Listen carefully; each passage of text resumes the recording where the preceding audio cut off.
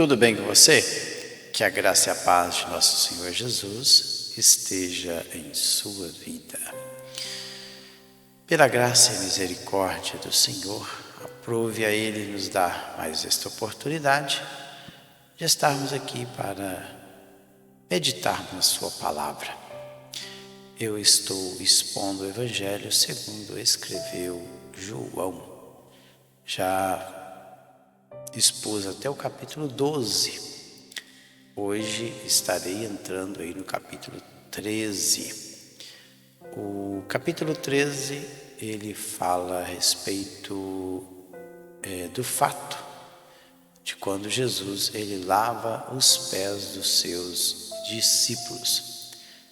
Inclusive, alguns dizem que é a cerimônia do lava-pés, mas eu entendo que não é uma cerimônia, é um ato de Jesus que ele fez ali com os seus discípulos.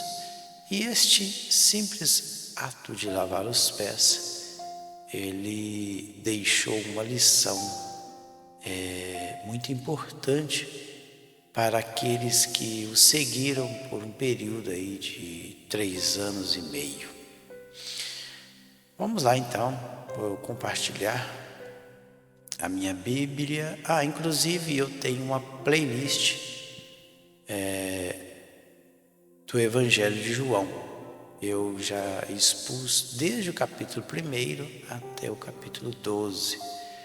São mais de 50 vídeos. Eu vou expondo versículo por versículo, explicando os versículos aí da Palavra de Deus, do Evangelho de João. Mas vamos lá. Está aí na tela a Palavra de Deus. Jesus, ele lava os pés aos discípulos. Jesus lava os pés aos discípulos. Lembrando que está se aproximando da Páscoa. Jesus está na semana da Páscoa. Provavelmente faltando aí 4 dias aproximadamente aí da Páscoa.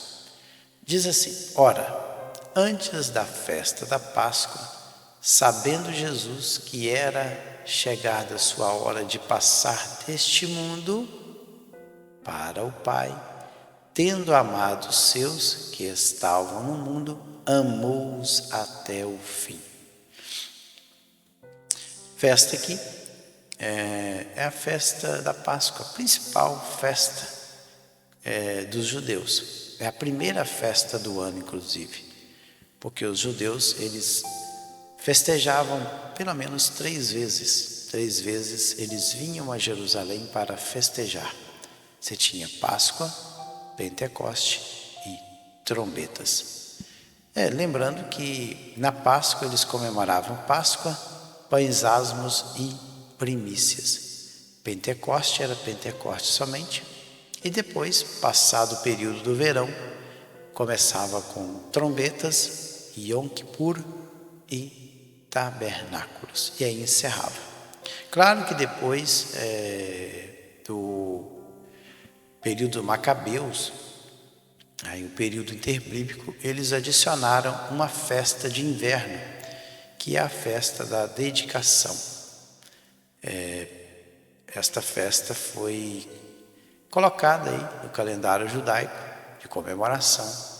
Depois aí do período dos Macabeus, foi quando ali os Macabeus eles purificaram o templo de Jerusalém. Então, esta é a festa da Páscoa, é a principal, a primeira. Então, antes da festa, veja aí que é antes da festa da Páscoa. Então, Jesus já estava sabendo que ele ia passar deste mundo. A palavra grega aí, mundo, deixa eu buscar aqui, é cosmos, é uma organização. Este mundo aqui também, quer dizer também mundo, universo, para o seu Pai. Pai aqui é pater, pai mesmo. Tendo amado, agapau, é o verbo. Aí vem a palavra ágape, ou agape, né? O correto é agape. Mas aqui é verbo, é o verbo ágape. Ou melhor, o verbo aqui é agapau. Os seus e pode ver que ele usa a mesma palavra que estavam no mundo, interessante aqui, que mundo aqui é cosmo novamente, amou-os, agapau de novo, até o fim. Fim aqui é telos, ou seja, até o término. E telos é um substantivo. E quer dizer o seguinte, que até o momento exato ali, o limite, ele amou os seus discípulos. Durante a ceia, então nós sabemos que Jesus está aí durante a ceia. Então, na noite, durante a ceia, olha, então nós sabemos que ele está no dia antes da sua crucificação. Se ele foi crucificado no dia 14, que é o 14º dia de Abib, que é o dia comemorado da Páscoa, então Jesus está no dia 13. Então, faltando um dia para a crucificação. Então, durante a ceia, porque logo depois da ceia, Jesus vai para o horto, ele atravessa ali o ribeiro do Cedron, vai para o horto, é preso, e aí começa todo o julgamento de Jesus. Então, nós sabemos, durante a ceia, tendo já o diabo posto no coração de Judas Iscariotes, filho de Simão, que traísse Jesus, sabendo este que o Pai tudo confiara às suas mãos e que ele viera de Deus e voltava para Deus, levantou da ceia, tirou a vestimenta de cima e, tomando uma toalha, cingiu com ela. Então, Jesus, num determinado momento ali da ceia, eles já estavam todos reunidos. O diabo, interessante aqui no texto, Jesus, ou melhor, não Jesus, mas João, que escreveu esse evangelho, ele usa o nome, não o nome, ele usa o adjetivo para o diabo. Lembrando que dificilmente, são poucas as vezes que tanto no Antigo Testamento como no Novo Testamento, a Bíblia traz o nome de Satanás, o seu nome, traz o seu adjetivo, que é diabolos, está aqui. Claro, tem uma passagem, e quando Jesus entrega o bocado molhado, aí diz o seguinte, tendo comido o bocado molhado, Satanás entrou nele. Aí é Satã mesmo, aí é o nome do inimigo. Mas geralmente, durante toda a Bíblia, eles usam o adjetivo. E um dos adjetivos usados para o diabo é diabolos. Essa palavrinha que está aí, do lado direito, que é dado à calúnia, difamador, que acusa com falsidade. E assim vai. Então, tendo já o diabo posto no coração de Judas Iscariotes, filho de Simão. Interessante que Shimon, a palavra hebraica aí, provavelmente Iscariotes era um lugarejo, provavelmente, nós não sabemos. Que Iscariotes é homem de Queriote. Então, provavelmente Queriote era um lugar, não sabemos. Porque geralmente as pessoas no período de Jesus não tinham sobrenome como nós temos hoje. As pessoas eram identificadas por qual Judas? O filho de Zebedeu, ou o filho de Simão, ou o filho de não sei o que lá mais, Timeu, e assim vai. Então esse Judas Iscariotes aqui era filho de Simão, mas não o Simão Pedro, outro Simão, porque o termo Shimon, ou Shimeon, é comum também naquela época.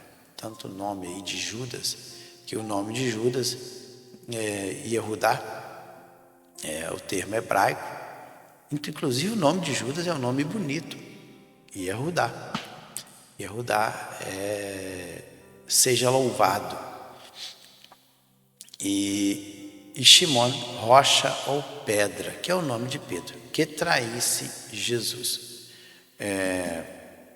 Outra coisa que me chama a atenção aí é que traísse a Jesus, ele usou a palavra paradidome. Porque na palavra, na língua grega, tem duas palavras para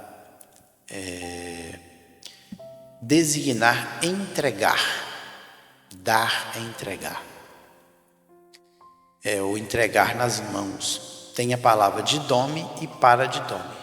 O didome é entregar de livre e espontânea vontade, ou por meios naturais. O paradidome está aqui embaixo. Paradidome é entregar por traição, ou seja, a pessoa agiu de maneira traiçoeira. Então o termo grego aqui é paradidome. Porque Jesus sabia, porque sabendo este quem é este aqui? Jesus. Sabendo este que o Pai tudo confiara. Olha aí a diferença. Ele usa a palavra didome. Confiar aqui é ter dado, entregado, porque tudo o Pai lhe entregara às suas mãos. Entendeu? Então, dar a alguém de livre e espontânea vontade, entregar nas mãos. Aqui, entregar aos cuidados de alguém, confiar. Então, em 2 versículos, usa a palavra paradidome, que eu já falei o significado, e agora, didome, que é dar ou entregar de livre e espontânea vontade. Então, o Pai entregou nas mãos do Filho de livre e espontânea vontade todas as coisas. E que ele viera de Deus e voltava para Deus. Vamos mais. Levantou da ceia, levantando que ceia aí, não é algo assim anormal para os judeus. Então tá aí, ceia é deipinó. Deipinó, especialmente uma refeição formal, geralmente realizada à noite, já que nós estamos num dia antes da Páscoa. Nós não estamos no dia da crucificação, o dia que o Cordeiro Pascal era morto. Porque naquele dia, o Cordeiro que seria morto seria Jesus. Como está lá no capítulo 1 desse Evangelho, versículo 29, por aí, 29, 30. Eis aí o Cordeiro de Deus que tira o pecado do mundo. Então, ele está num dia antes. Então, levantou-se da ceia. Ceia, então, é uma refeição formal realizada à noite. Tirou a vestimenta aí, não é que Jesus ficou despido, vamos explicar o texto. O termo grego é himation.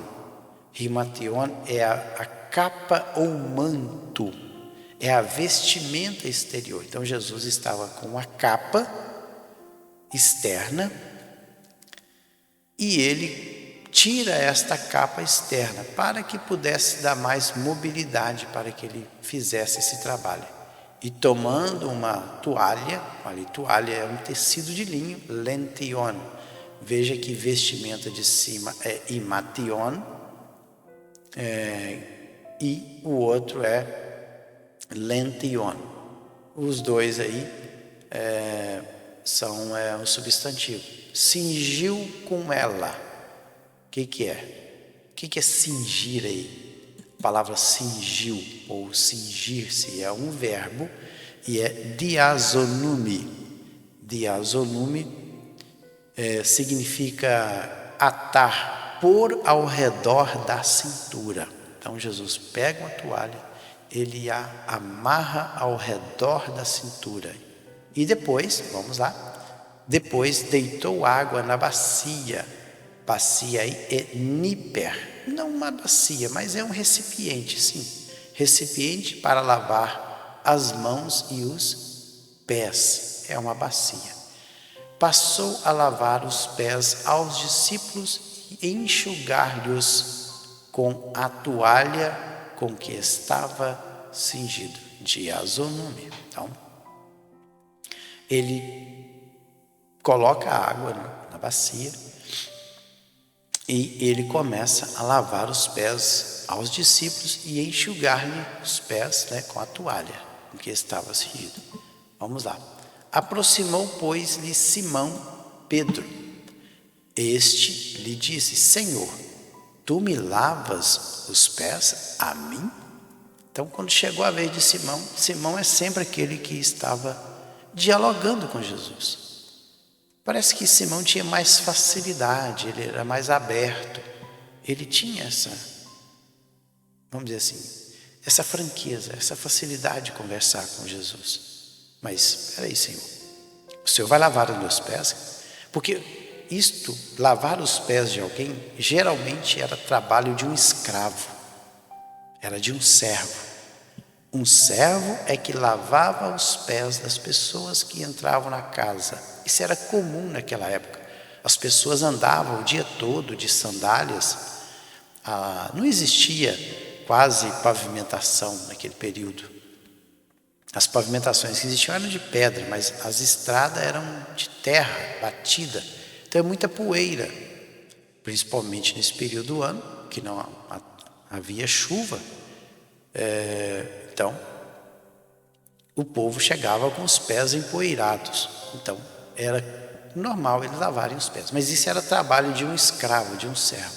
Por isso que o Simão Pedro, ele questiona isso aqui.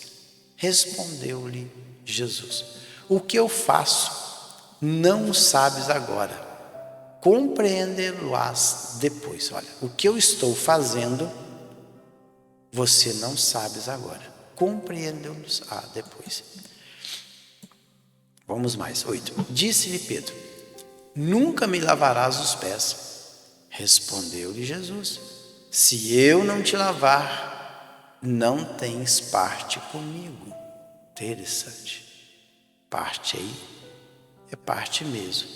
Meros, destino. Olha aí, se eu não te lavar os pés, você não tem um destino comigo. Então, Pedro lhe pediu: Senhor, não somente os pés, mas também as mãos e a cabeça. Agora ele mudou de ideia. Então, Senhor, já que se eu lavar os meus pés e as minhas mãos, o meu destino é estar com o Senhor, então lava tudo de uma vez, dá um banho por completo. Lava as mãos, também, não somente as mãos e os pés, a cabeça. Declarou-lhe Jesus, porque Pedro ainda não estava compreendendo aquilo.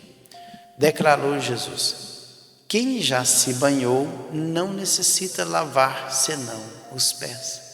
Quanto ao mais, está todo limpo. Ora, vós estáis limpos, mas não todos. Então Jesus está fazendo um ato simbólico. O que Jesus está fazendo é um ato para marcar a mente e a memória dos seus discípulos. Aquele simples fato de lavar os pés dos discípulos, aos discípulos, Jesus queria deixar uma marca na vida dos seus apóstolos. Olha, quem já se banhou não necessita de lavar senão os pés. Quanto ao mais, está todo limpo. Ora, vós estáis limpos, mas não todos. Lá nesse mesmo evangelho, capítulo 15, versículo 3, diz o seguinte: vós já estáis limpos com água? Não, está limpos pela palavra que vos tenho falado. Então no capítulo 15, mais adiante, Jesus vai falar: vós já estáis limpos pela palavra que vos tenho falado. Então a limpeza que Jesus está se tratando aqui é limpeza espiritual, não é física. O que Jesus estava fazendo é só um ato simbólico. Vamos mais. Pois ele sabia quem era o traidor. Foi por isso que disse: nem todos estáis limpos. É interessante aqui que a palavra limpos na língua grega é kataros. Kataros é purificado pelo fogo, limpo, né? Limpo no sentido levítico, livre do desejo corrupto, do pecado, da culpa, significa essa palavra. Além de ser limpo e puro fisicamente, também tinha um significado moral, que é livre do desejo corrupto, do pecado, da culpa, livre de qualquer mistura com o que é falso, genuíno, sincero. Está vendo? A palavra, então, tem significado. Outra coisa, traidor aí nesse texto, novamente aí, paradidome. É a mesma palavra que está lá em cima. É entregar por meios enganosos. Depois de lhes ter lavado os pés, tomou as vestes e, voltando à mesa, perguntou-lhes: Compreendei o que vos fiz? Deixa eu ver quantos minutos que estamos aqui. 21 minutos. Esse vídeo vai ser necessário ter pelo menos meia hora para que eu possa encerrar esta passagem. Então, Jesus, depois de ter lavado os pés dos 12, porque até o Judas também, os seus pés foram lavados por Jesus, ele, depois de ter feito isso, ele pergunta: vocês compreenderam o que eu fiz? E aí, ele não espera uma resposta. Ele mesmo dá a resposta: olha, vós me chamais o Mestre e Senhor, e dizeis bem, porque eu sou. Mestre aqui, a palavra é didaskalos. Didaskalos é professor. E também chama de Senhor, que é kurios. Aquele a quem uma pessoa ou coisa pertence, é kurios. E mestre é um professor, já disse. E dizeis bem, porque Jesus, ele era tanto um professor, porque ele estava ensinando os seus apóstolos, porque apóstolo é apóstolo, ou seja, um pupilo, ou melhor, discípulo. Chamava os 12 não somente de apóstolo, mas de discípulo. Discípulo é matetes, ou seja, é um aprendiz, é um aluno. Então Jesus é o mestre, é o professor, e também ele é Senhor, é kurios. Kurios é aquele a quem alguma coisa pertence. E geralmente essa palavra é direcionada aqui para o imperador, para as pessoas importantes. E diz: porque eu sou. E ele continua: ora, se eu, sendo Senhor e Mestre, novamente ele repete, kurios e didaskalos, vos lavei os pés, também vós deveis lavar os pés uns dos outros. Interessante. Então, olha, se eu, sendo Mestre e Senhor, numa posição mais elevada, vocês são discípulos, aluno, pupilo, e eu, sendo mestre, sendo professor e Senhor de vocês, se eu tomei a atitude de baixar e lavar os pés de vocês, vocês também devem lavar os pés uns dos outros. Na verdade, não é que todo dia os discípulos deveriam lavar os pés, não. Jesus está querendo no sentido seguinte, que vocês têm que levar as cargas uns dos outros. Para você ter uma ideia, lá em Gálatas, capítulo 6, versículo 1 e 2, diz assim: irmãos, se algum homem chegar a ser surpreendido em alguma ofensa, vós que sois espirituais, encaminhai o tal com espírito de mansidão, olhando por ti mesmo, para que não sejas tentado. Levai as cargas uns dos outros, e assim cumprireis a lei de Cristo. Está aí. Paulo repete, olha, levar as cargas uns dos outros. Isso significa, lavar os pés é um levando a carga do outro. Olha, 15. Porque eu vos dei o exemplo, para que como eu vos fiz, façais vós também. Então, assim como Jesus, ele desceu da sua posição de mestre e senhor e fez a função de um servo, assim deveria fazer da mesma forma os seus discípulos. Porque no mundo espiritual, no reino de Cristo, não há ninguém maior do que o outro. Todos nós somos iguais. Temos responsabilidades diferentes. O pastor, o presbítero, o diácono, o evangelista, o profeta, o apóstolo, eles têm responsabilidades diferentes, mas ninguém é maior do que o outro. Não tem essa ideia de hierarquia no reino de Deus. Todos nós somos servos. Temos sim responsabilidade, mas ninguém é maior do que o outro. Em verdade vos digo que o servo não é maior do que o seu Senhor. E servo aí é doulos. Doulos é o quê? Escravo. Homem de condição servil. Ou seja, olha, o servo, o escravo não é maior do que o curios. Nem o enviado, o apóstolo, olha aí, nem o apóstolo, enviado aí, é apóstolos, maior do que aquele que enviou o Pempo. Ora, se sabeis estas coisas, bem-aventurados sois se as praticardes. Olha, se vocês souberem estas coisas, vocês serão, porque bem-aventurados é Macários. Macários é feliz. Vocês serão felizes se as praticarem. Não falo a respeito de todos vós, pois eu conheço aqueles que escolhi, e antes para que se cumpra a Escritura, aquele que come do meu pão levantou contra mim o seu calcanhar. Então ele está falando de quem? De Judas, o traidor. Não falo a respeito de todos, porque um haveria de trair o Senhor, pois eu conheço aqueles a quem escolhi. Porque Jesus sabia muito bem, 3 anos e meio convivendo com Jesus, Jesus já tinha em mente qual a índole de cada um dos seus apóstolos. E antes, para que se cumpra as Escrituras, aquele que aquele que come do meu pão levantou contra mim o seu calcanhar. Isso está lá no livro de Salmos, Salmo de número 41, versículo 9. Até o meu próprio amigo íntimo, em quem eu tanto confiava, que comia do meu pão, levantou contra mim o seu calcanhar. E, encerrando desde já vos digo, antes que aconteça, para que, quando acontecer, creiais que eu sou. Interessante aqui que Jesus usou a mesma palavra, eu sou, que é usado lá no livro do Êxodo, quando o Senhor Deus, ele aparece para Moisés. Moisés pergunta para o Senhor, qual é o seu nome?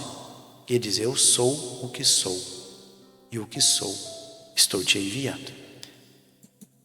E para encerrar, em verdade vos digo, quem recebe aquele que eu enviar, Pempo, a mim me recebe. E quem me recebe, recebe aquele que me enviou. Interessante aí que